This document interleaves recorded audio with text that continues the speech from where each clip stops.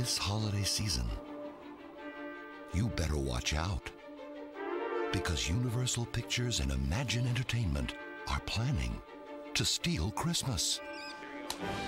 A whole new world built across 11 sound stages, more than 300 visual effect shots, 1,000 man-hours in makeup, 1 billion watts of wattage, and one Jim Carrey. All brought together for the biggest motion picture production in years. That worked out nicely. From Brian Grazer and Ron Howard comes Dr. Seuss's classic story, How the Grinch Stole Christmas. When Brian Grazer and Ron Howard first considered producing Dr. Seuss's classic children's tale, they knew they were taking on a formidable task.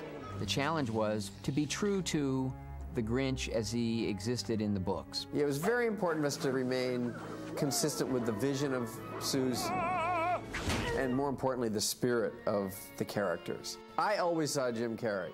Always. Oh, no. Jim Carrey brought a level of passion and total belief in the story, its entertainment value, and a sense of just the hipness of this character. Oh, there's just so many elements you would not believe it, and I'm amazed at him and his ability to navigate that. Jury duty, jury duty, jury duty, blackmail, pink slip, chain letter, eviction notice, jury duty. That story is just such a part of Christmas for me, my whole life, you know? So yeah, it was incredibly important not to screw it up. You're the Grinch! Whoville is this very upbeat place. People are very busy. They're happy, but they're busy. There are the familiar faces of Jeffrey Tambor as the mayor of Whoville and Christine Baranski as the Grinch's old flame. Acclaimed Broadway actor Bill Irwin plays Postmaster Lulu Who. Saturday Night Live's Molly Shannon is his wife, Betty Lou Who. And 6-year-old Taylor Momsen stars in her first featured role as Cindy Lou Who, the little girl who is convinced that the Grinch is not really mean, just misunderstood. She has the nerve to go up to the Grinch's cave and knock on his door and not get scared by the traps or anything. Taylor Momsen is a real discovery. She seems to have an innate kind of understanding of the Cindy Lou Who character. Mr. Grinch, my name is Cindy Lou Who. There was one very crucial cast member who couldn't be found from central casting. Max the dog is a very important character. Max lives with the Grinch, the only living creature that the Grinch seems willing to tolerate. Oh, Max. I love ya. Max was actually rescued from a pound about 4 or 5 months before the filming. As the cast came together, so did the crew of costume designers, set builders, makeup artists, and visual effects technicians who would be responsible for bringing the world of Dr. Seuss to life. Turning the production sketches, storyboards, and models into actual buildings was one of the most ambitious operations ever attempted for a motion picture. I think there's certain Seussian rules that we had to follow. And we're trying to flesh out something that is a line drawing in a book. So not only does Ron have the challenge of narratively fleshing it out, but how do we visually do it? While the production and set designers focused on every minute detail of all 11 sound stages, the most critical element of the film was still under wraps: the physical transformation of Jim Carrey into the Grinch. It was clear that Jim Carrey's costume would have to be something special, and that his makeup could only be the work of the world's foremost expert, 5-time Academy Award winner Rick Baker. I'd always hoped that sometime in my life I would be able to do a big fantasy like this, and I'm so happy.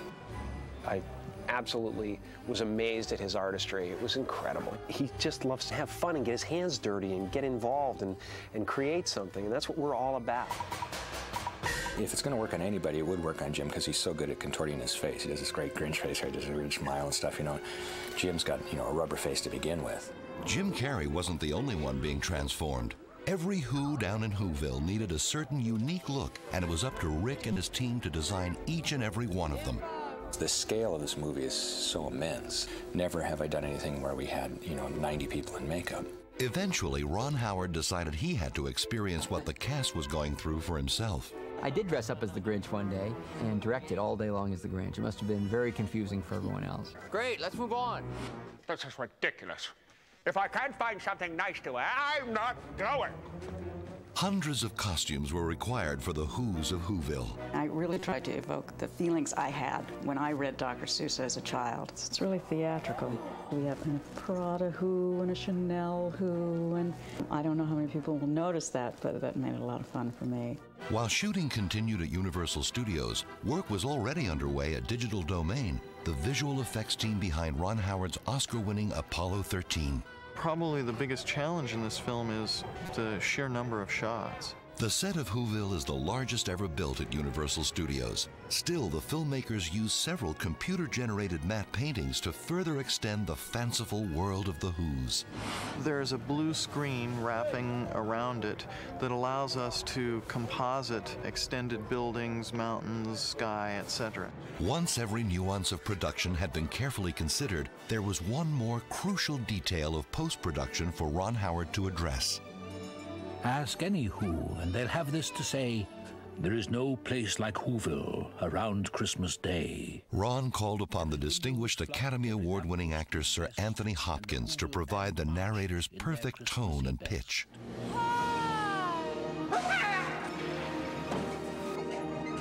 It's total whimsy and total freedom from who we are and where we live, which is the great thing about doing this stuff. I know we've created a world that is mind-blowing, that I've never even seen before in any other movie. I mean, that it has speed and color and light. We all had our work cut out for us with The Grinch. Tell it to stop! We had great screenwriters. We went to Rick Baker, one of the world's greatest makeup artists. And of course, the extraordinary Jim Carrey. He's green, he's hairy, he's hilarious. And we've had a lot of laughs. We did it!